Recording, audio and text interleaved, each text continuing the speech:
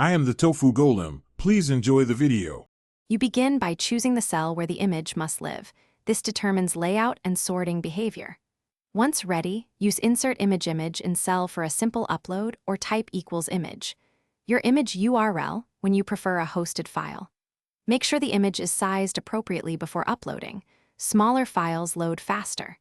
By doing this first, you avoid later reflow of rows and ensure the image is embedded inside the cell rather than floating above it. Once you select Image in cell, pick Upload or paste a public URL. Google finishes the import and locks the image to that cell. If the picture looks cropped or too small, adjust the column width and row height. Cells control how images display.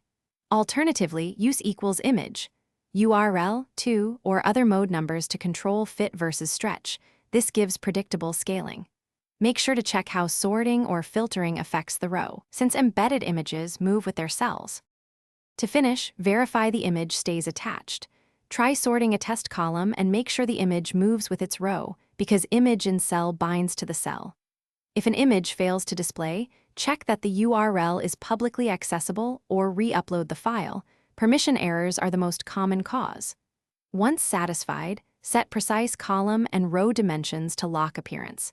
If problems persist, switch to the =image formula with a known public URL to isolate upload issues.